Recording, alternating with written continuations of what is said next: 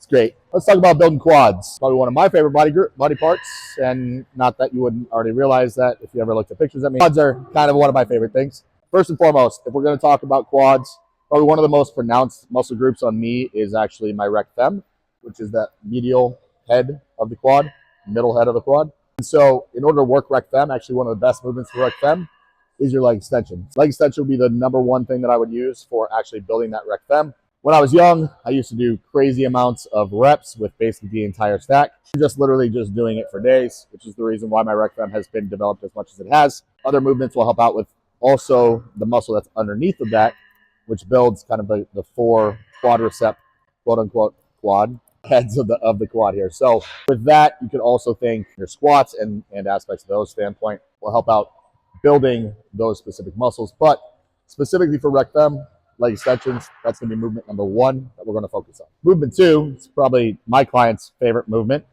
and everybody's favorite movement, which is Bulgarian split squat. So Bulgarian split squats are going to help out with actually working that vastus lateralis, so that outside head of that quad. Specifically on this Bulgarian, the big thing that you want to think about is actually knee travel. So making sure that your knee is actually traveling over toe and you're pushing into that outside. So what you're actually thinking is almost driving this knee outside of that small toe of the outside foot and actually applying pressure into that vastus lateralis, the outside head of your quad. And again, that's going to help out with that sweep factor that you're looking for on your quads. Probably like the best quad builders that you can do are the three machines that are laid right in front of us here. So a true squat, a hack squat, or a pendulum squat. The key on these are feet low. So as low as you can go to where you can actually stay in the midline of your foot. On the hack squat, you can actually do it where you have your feet even lower and actually roll up onto your toes. So we're thinking about prioritizing quads as a muscle group. It's all about knee flexion. So it's all about the distance that we can push that knee over toe and moving through that range of motion in order to open up that quad even more and really work that quad in that fully stretched position. This may be person dependent. Depending upon your ankle mobility is also going to kind of change the ability to actually push into those knees more.